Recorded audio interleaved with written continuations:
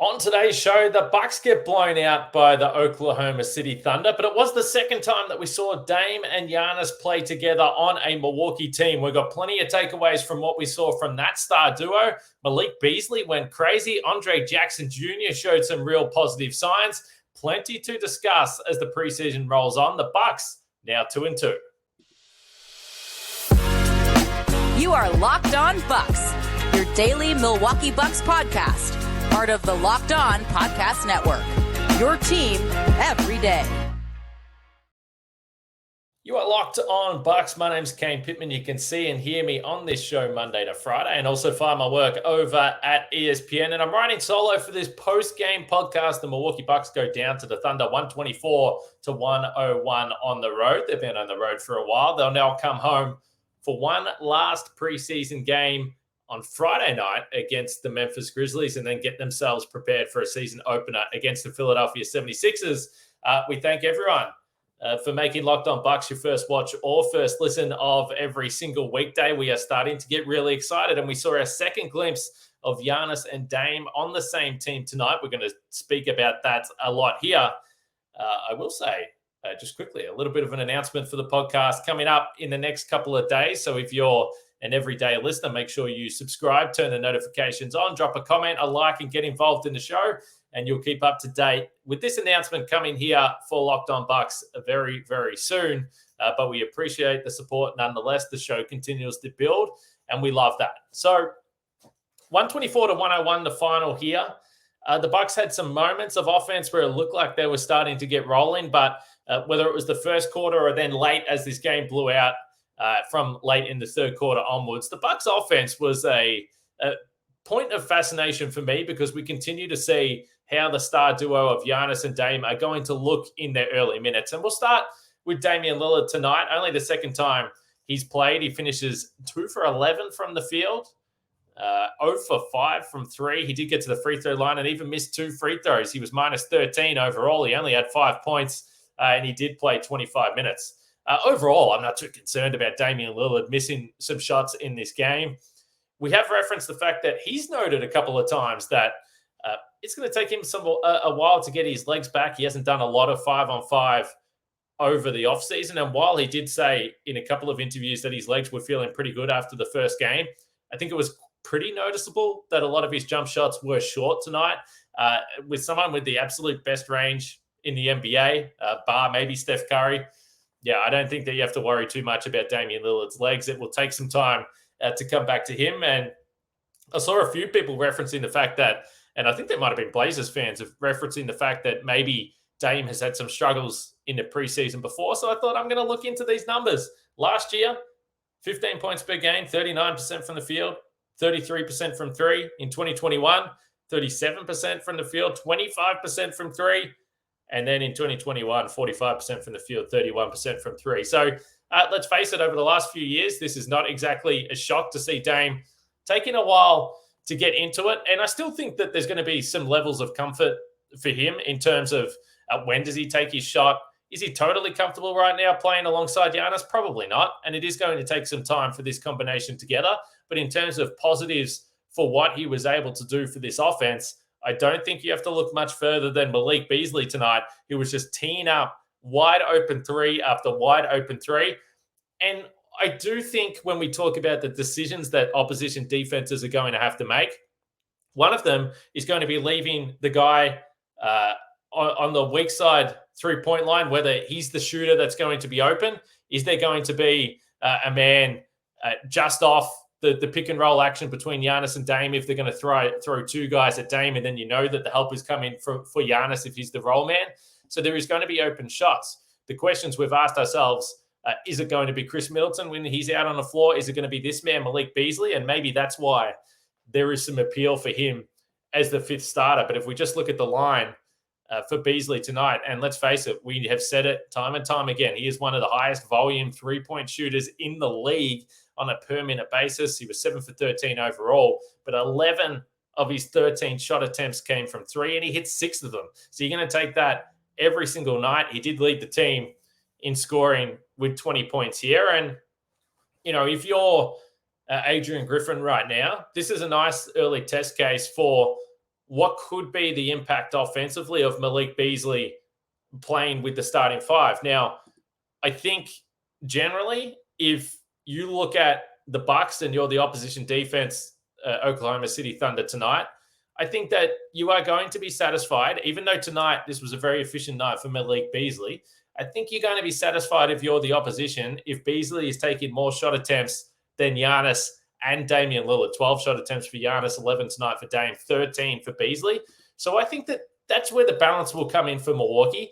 When is Dame going to score a little bit more? And we saw him put the ball on the floor in the second half and get to the rack, get to the free throw line a couple of times, because I do still think that he's been a facilitator. He's making some nice passes, but he's not at his absolute aggressive scoring best just at this point in time. Again, not worried about that. These are just the intriguing things to watch if you're a Milwaukee Bucks fan. But overall, tonight, Malik Beasley did take the opportunities that came his way, and he was able to knock down those threes, which is a positive, because whether it is a starting role or coming off the bench, him being able to be a 40+% three-point shooter is going to be big for this team. There's no question there. So let us know what you thought about Damian Lillard specifically in his first game with the Milwaukee Bucks. Not a lot of concerns, again, for the overall shooting efficiency. It was still fun to see him out on the floor. I don't think that both Giannis and Dame, when you talk about the function of the half-court offense, I don't think that they were benefited in this game in particular by some of the players that weren't there. So we've discussed Robin Lopez a little bit, and I haven't seen a lot in the preseason that tells me that he's going to be a rotation player for this team. You would love to swap those minutes with another shooter, another offensive threat in Bobby Portis there, because I don't think, defensively, even Robin Lopez is where he used to be, certainly in the small sample size we've seen. So if you take Brook Lopez out and then you have Robin there and you don't have Bobby Portis coming off the bench, it's going to change the dynamics of the offense. And it overall takes away our ability to look at this game and have some major takeaways from this. There was also no Jay Crowder in this game, and obviously still no Chris Middleton. So realistically, we are entering the start of this regular season with many, many questions still to answer. And that's totally fine. I'm not stressing out about that, and I don't think Bucks fans should be. I just think in general, because you've got a superstar offensive player like Dame on the floor, there is going to be a general impatience, because I think Bucks fans would be excited for the first night where Dame really gets off the chain offensively and has 25, 30, 35 points and hits 6 threes. It's going to be fun the first time it happens. But if you're asking me whether you care whether it happens in a preseason game in Oklahoma City or potentially next week on national TV in a season opener against the Philadelphia 76ers, I know which one I would probably be preferring would be the case there. So let us know any concerns, any positives, any thoughts overall from the Dame Lillard factor on this game. And next, we're going to get to Giannis and his impact on this game, because I thought, again, Giannis looked great in this one. So we're going to talk plenty of Giannis coming up next after we talk about Bird Dogs, the sponsor of today's podcast. And in Australia right now, if I look outside, the weather is absolutely superb. And that means that it's shorts weather. That means it's Bird Dogs weather. And Bird Dog shorts, the stretch khaki shorts, they're designed to fit slimmer through the thigh and leg, giving you a truly sculpted look. They fit way better than regular shorts that are made of stiff, restricting cotton. And the way Bird Dogs was able to fix that issue was inventing the cloud knit fabric that looks just like khaki, but stretches so you get a way slimmer fit without having to sacrifice movement. Bird Dogs uses anti-stink, sweat, wicking fabric that keeps you cool and dry all day long. And it's pretty easy to get involved in the action here. Just go to birddogs.com/lockedonnba or enter the promo code LockedOnNBA at checkout for a free Bird Dogs water bottle with your order. That's birddogs.com/lockedonnba for a free water bottle at checkout. You won't want to take your Bird Dogs off. We can absolutely promise you that.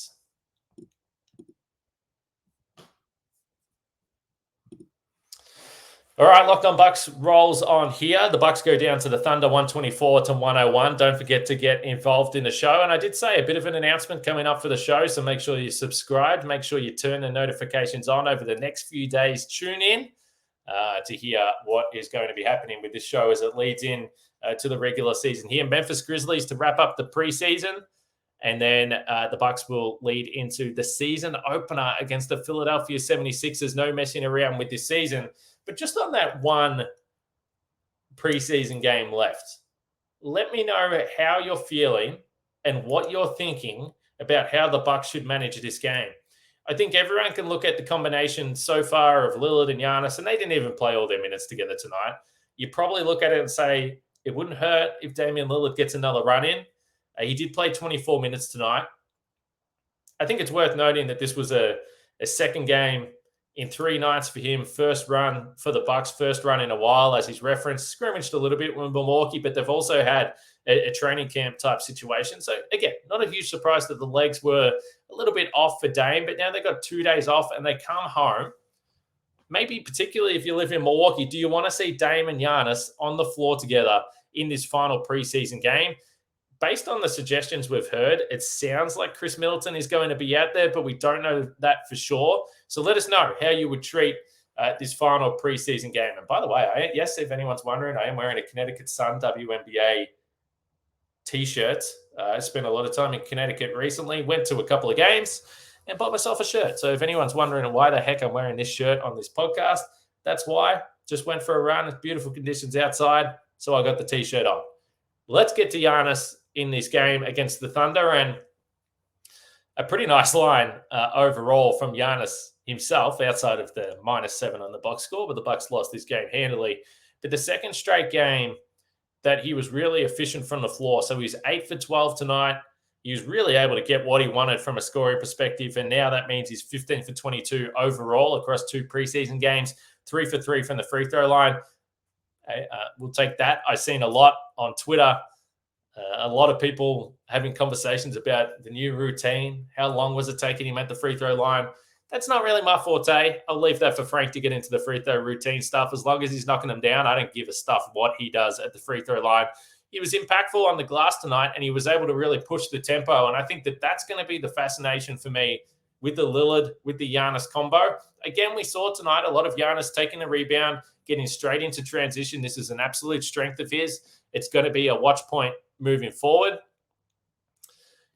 Not a lot of assists tonight for Giannis, only the 2. But I think overall, if you look at the way the Bucks were shooting the ball, 39% overall, it's not a surprise that there were some missed opportunities. I know early in the game, again, we talk about Marjon Beauchamp as being a real confidence player.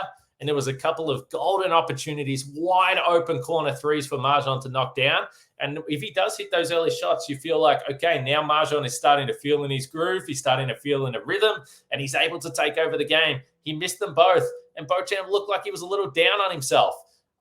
I think that's going to be something to continue to watch, because I'm going to talk about Andre Jackson Jr. in just a little bit on this podcast. But those would have been a couple of nice assists early in this game. The steals are fascinating for this team. You know, I thought defensively, Giannis, we saw him guarding a lot more one-on-one rather than the help side stuff. He didn't have a block in this game. But he had a really, really nice play guarding Chet Holmgren on the halftime buzzer. It was at the end of a quarter. I'm sure it was halftime. We're just one-on-one. He's able to poke the ball away. I looked at the clock when Giannis grabbed this ball, and there was around 2.2 seconds left, and he's at half court, just gaining momentum. I said, I don't know what he's doing. He's going to have to pull up for a 3. He did not. He went all the way to the rack, dunked the ball somehow. It was just a fraction after the buzzer, but just a ridiculous play. And I do think, again, the defense is going to be a watch for this team. Without Middleton, Crowder, Brook Lopez, don't worry about what you saw out there tonight. It doesn't really matter. But those type of one-on-one plays, I think we're going to see a lot more of that. On one hand, I am a little bit concerned about the foul trouble for this team, but Adrian Griffin has been on the front foot saying we are going to be an aggressive defense. We're going to go for steals. We're going to go for deflections. And overall, it's a fun brand of basketball to watch.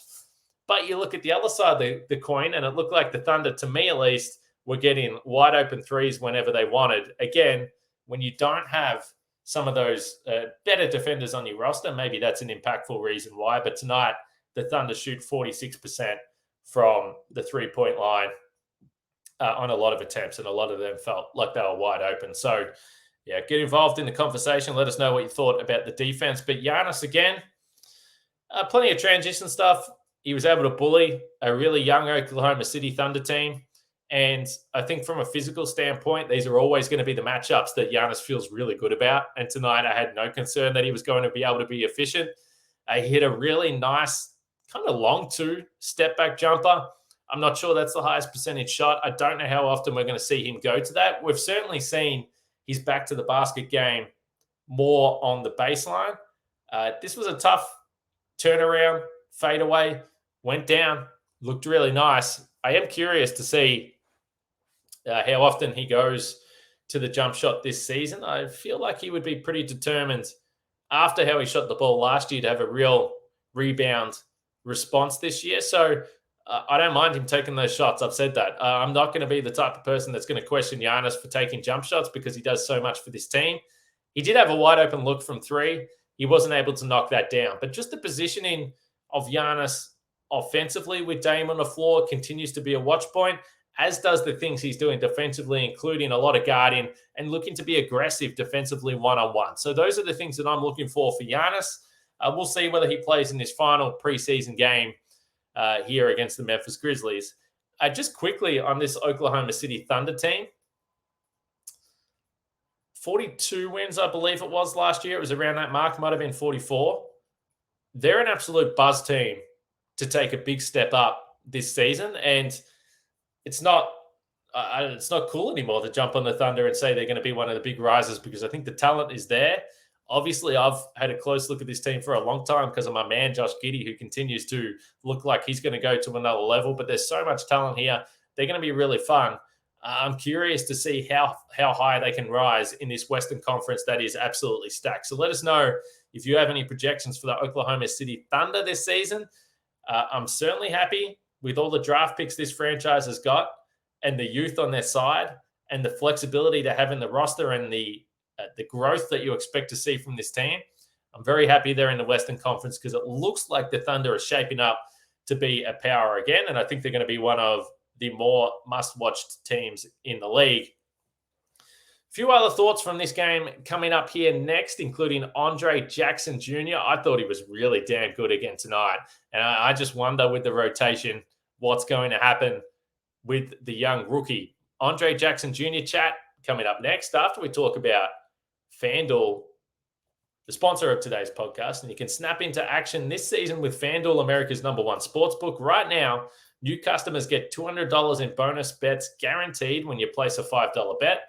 That's $200 in bonus bets, win or lose. If you've been thinking about joining FanDuel, there's no better time to get in on the action.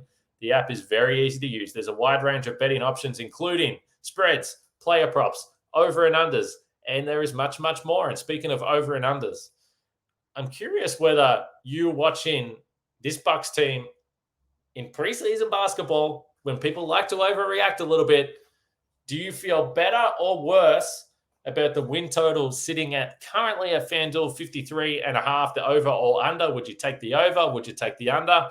Let us know after you visit FanDuel.com/lockedon and tip off the NBA season. That's FanDuel, official partner of the NFL and Locked On.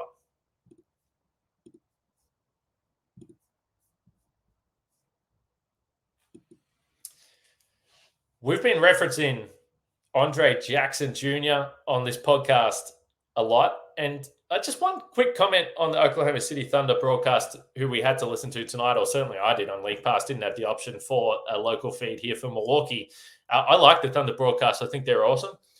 But let's just clarify. There was multiple times where it was mentioned that, well, the Bucks played their starters for most of the night. I think there might have been a little bit of confusion from the announcer about Robin and Brook Lopez because let me tell you, that is not a straight swap. Brook Lopez is a significantly better player than Robin, so that was absolutely noteworthy in this game. And then clearly no Chris Middleton, and we don't even know who the fifth starter is. So technically they only played two starters and they played half a game. So I just wanted to dispute that little fact there because I'm sure there was some Bucks fans listening to that and they were a little bit miffed. Andre Jackson Jr. Couple of things to note here tonight because it's an interesting line to look at. So he plays 20 minutes. And we asked the question a number of times, does it look like he's out of the rotation because he hasn't been in those early groups? And over the last couple of games, he's played mostly in the second half. Tonight, you have a few other players out of the lineup. So he comes in And he wasn't afraid to shoot. And look, this is the preseason. I think we've seen Jackson Jr. have an impact on the glass. We've seen him come up with steals. He had another 2 tonight. He had 3 assists. We know that he's a high IQ player, and we know that he's able to facilitate and pass the ball. What we don't know about is his scoring. Now, he attempted 8 3-point shots in this game. If I ask you listeners to take the over or under 0.5, let's set the line at 0.5. Will Andre Jackson Jr. shoot more than 8 threes in 0.5 games, more or less? I would take the less, the fewer. I don't think he's having another game where he gets up more than 8 3-points a game because he was certainly letting it fly. And a lot of them were open, and I was happy. He knocked down a couple early in the game. He was probably feeling good about himself. It's the preseason, but this is another anomaly from the box score tonight. Jackson Jr. has 13 shot attempts, matches Beasley for a team high, 12 points in those 13 shot attempts. So he's not going to be a scorer for this team, but there was another little moment that stood out to me, and he just continues to have impact plays on this team. He continues to put his hand up to take the assignment against some of the better players of the opposition, and tonight it was Shai Gilgeous-Alexander, and there was a play, I believe it was in the third quarter, where SGA put the ball on the floor, drove hard to the basket, and this guy's as impossible to slow down as anyone in the league. He's herky-jerky. He can use either hand. He jumps off either foot. He's a primetime scorer. He was top 5 in the MVP last year. And Jackson Jr. was called for a foul. And he didn't seem happy about it. And this was also another play similar that happened on Josh Giddey as well. And then it looked like he was competitive. He was maybe talking a little bit. And then he got subbed out of the game. And the thing that I love is Adrian Griffin went straight up to him, put his arm around him, and was hyping him up, firing him up, and encouraging him for next time he comes out on the floor. I love the energy, and these are the little things you look at. And it doesn't mean absolutely everything. But when you combine the impact plays that he's been able to make already on this team, and then you look at the energy, you look at the engagement, and you look at how his teammates and coaching staff react to him, I just think that based on what we've seen, there is going to be an avenue and a path for this guy to work his way into the rotation. And we'll see whether it ends up being at the expense of Marjon Beauchamp. I still think Beauchamp is in the box seat to get those minutes to start the season pending the health of the entire roster. But Jackson Jr. has had a really nice preseason. And outside of our overall excitement to see Damian Lillard and Giannis play on the same team together, which is absolutely sky high, I think you have to walk away from here thinking, I don't know if I expected to see this much tonight or in the preseason, I should say, from Andre Jackson Jr. Another couple of quick notes from the box score. Campaign tonight did not have his shot against. This is 2 out of 3 appearances for him that he struggled to shoot the ball. I'm not too concerned about that. AJ Green, as advertised, 4 for 5 from 3 on a night where no one could really shoot the 3 outside of Malik Beasley. It was a decent contribution, even if the game was largely over there. And then Pat Connaughton played big minutes in this game, and he was moved into the starting lineup with some of the changes they had along the way there. So let us know what you thought. I am curious. I wasn't able to see just yet the post-game reaction, but I would be fascinated to listen to Damian Lillard and Giannis, so there'll be plenty more reaction from those two superstars on the podcast tomorrow once the dust settles from this one. One more preseason game to go. Let us know what you thought. The Bucks 2-2 in the preseason. Only one more game before the regular season tips off. We appreciate your support on the show. Still a very, very exciting time if you're a Bucks fan, I believe, with these new players on the roster. But maybe, as we've continued to see over the course of the 2 games so far, it is going to take a little bit of time for this team. And maybe there's going to be some off nights as everyone catches their legs, catches their rhythm, and learns how to play together in different lineups that Adrian Griffin is going to go to. Maybe the one thing to look forward to here from the final preseason game would be some Chris Middleton action. They said he's going to play in the preseason. There's only one game to go. We'll see if it happens on the weekend against the Memphis Grizzlies. Couple more shows to round out the week on Locked On Bucks. We appreciate the support. Drop your feedback, and we'll see you tomorrow.